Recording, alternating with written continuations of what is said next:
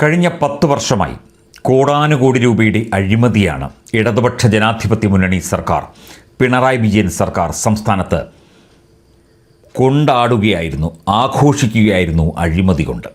കോടാനുകോടി രൂപയുടെ അഴിമതിയാണ് നടത്തിയത് എന്നുള്ള കാര്യം ഇപ്പോഴത്തെ ആഭ്യന്തരമന്ത്രി രമേശ് ചെന്നിത്തലയാണ് ഇതിൻ്റെ വിശദാംശങ്ങൾ പറഞ്ഞത്. മാത്രമല്ല, ഇത്രയും കാലം നടത്തിയ അഴിമതി, ഖജനാവിന് നഷ്ടമുണ്ടാക്കിയത്, സ്വജനപക്ഷപാതം, ധൂർത്ത്, ഇത് സംബന്ധിച്ച് ഈ സർക്കാർ, UDF സർക്കാർ വിശദമായി അന്വേഷിക്കും. ബ്രൂവറി ഇടപാട്, അതുപോലെ പമ്പാ മണൽക്കടത്ത് തുടങ്ങിയ കാര്യങ്ങൾ അന്വേഷിക്കും എന്ന് നേരത്തെ തന്നെ അദ്ദേഹം പറഞ്ഞിരുന്നു.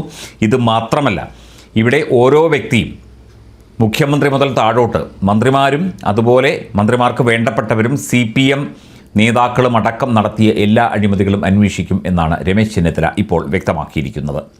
ഇത് തീർച്ചയായിട്ടും പിണറായി വിജയനും കൂട്ടർക്കും ഏൽക്കുന്ന ശക്തമായ തിരിച്ചടിയാണ്. ഖജനാവ് കാലിയാണ്. 5429 കോടി രൂപ ബാക്കിയുണ്ട് എന്ന് പറയുന്നു. അതിൻ്റെ കണക്കുകൾ വിശദമായി നോക്കണം എന്ന കാര്യവും ചെന്നിത്തല ചൂണ്ടിക്കാട്ടി.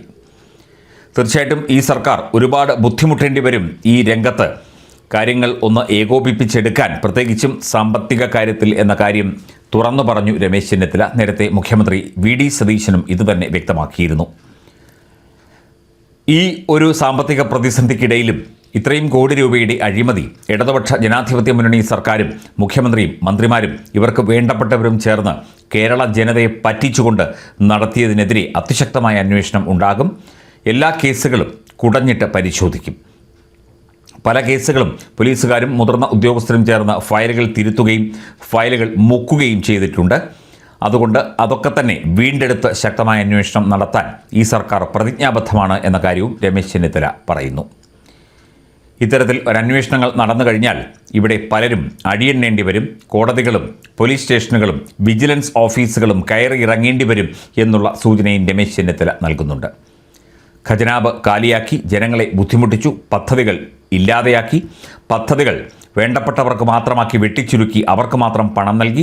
ആരോഗ്യരംഗത്ത്, വിദ്യാഭ്യാസ രംഗത്ത്, അതുപോലെ സാമൂഹ്യക്ഷേമ രംഗത്ത്, പിന്നാക്ക ക്ഷേമരംഗത്ത് ഒക്കെ തന്നെ കോടികളുടെ വെട്ടിപ്പാണ് ഉദ്യോഗസ്ഥരും CPM പ്രവർത്തകരും ചേർന്ന് നടത്തിയിരിക്കുന്നത് എന്ന കാര്യവും രമേശ് ചെന്നിത്തല പറയുന്നു.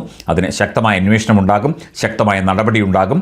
ഹൈക്കോടതിയുടെ അനുമതിയോടുകൂടി തന്നെയായിരിക്കും ഇത്തരം നടപടികൾ മുമ്പോട്ട് കൊണ്ടുപോകാൻ ഈ സർക്കാർ ഒരുങ്ങുക എന്ന കാര്യവും രമേശ് ചെന്നിത്തല പറയുന്നു.